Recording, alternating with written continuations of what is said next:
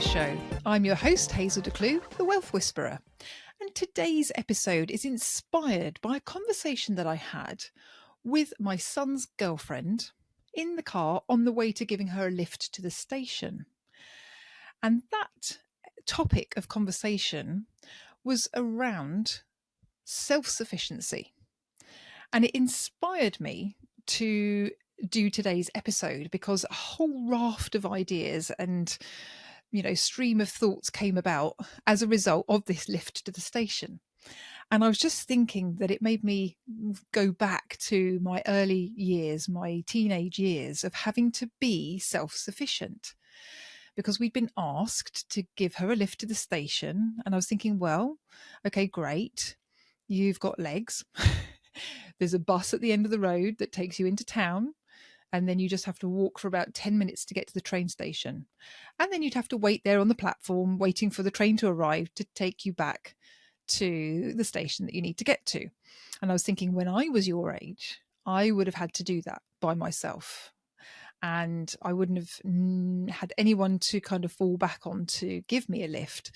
So I had to get everywhere under my own steam. That's what I was taught when I was young. And it just made me think, gosh, all these ideas that came out about how self-sufficiency has really helped me, and my husband as well, who had a different experience to me, but equally had to be self-sufficient when he was young, to get to the point of being able to build wealth for ourselves. So let me tell you the story that I told her in the car. So when I was young, when I was a teenager, I actually played a musical instrument, and it was the bassoon, which is a very large woodwind instrument for those of you who don't know. It's about 4 times bigger than a clarinet. And I used to play this instrument, and I was pretty good at it, and I made my way into music college. And what it meant was that I travelled up to London every Saturday during term times to go to music college in London. And I lived about 2 hours away, door to door. So I used to have to get up in the morning, about 6:30 in the morning, to get myself up out of bed. I used to have to cycle to the station, get on the train all the way up to Waterloo, then get the tube from Waterloo to Baker Street, then walk along up to music college, the Royal Academy of Music. So this taught me discipline. This taught me that I had to get places under my own steam. I had to learn how to get from A to B on time and safely, right?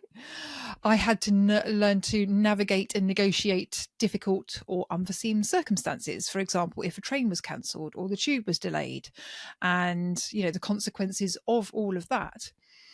I had to rely on myself, and I had to get to places under my own steam from a pretty early age. My parents did come with me for about the first 9 months or so, and then it was down to me to actually get up and get to music college by myself, and from about the age of 14.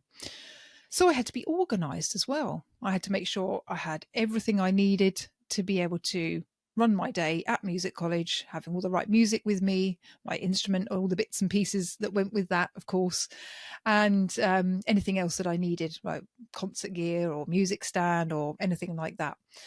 And it also made me realise that I was very grateful for the support that I had in terms of being able to go to music college. I had a scholarship that enabled me to actually attend. And if I hadn't had that, I would not have been able to go to music college. So I was, very fortunate to have been able to have that support behind me. So I was extremely grateful.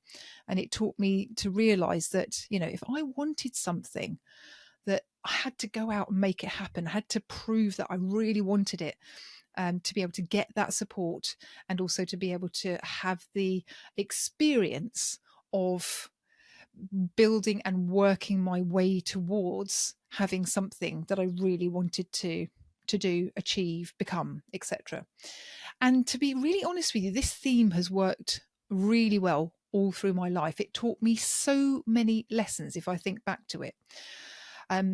I've always been very self-reliant and self-sufficient in all that I do.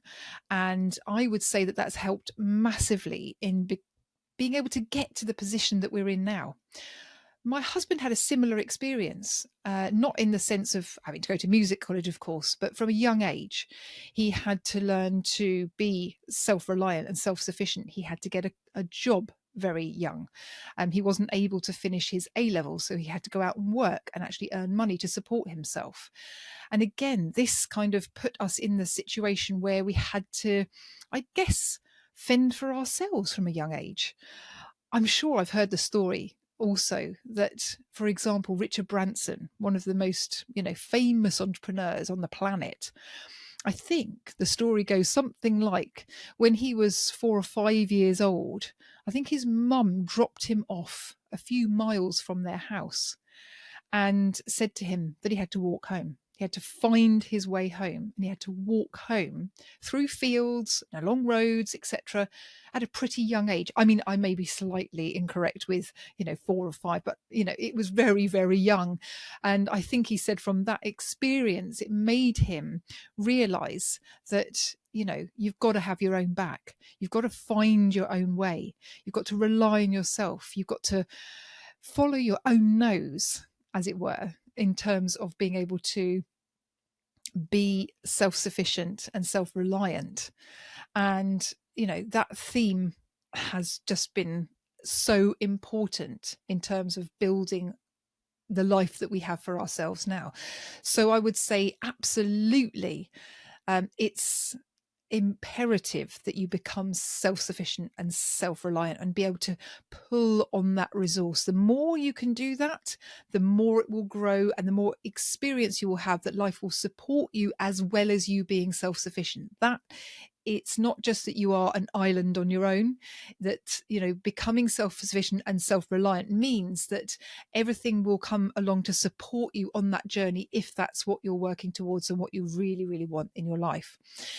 I guess it instills in you the knowing that you can do whatever it is that you set your mind to, and that you don't have to rely on anyone else. Okay. And then it actually helps you appreciate when somebody does do something for you. Whether, if, for example, let's take the example of giving my son's girlfriend a lift to the station.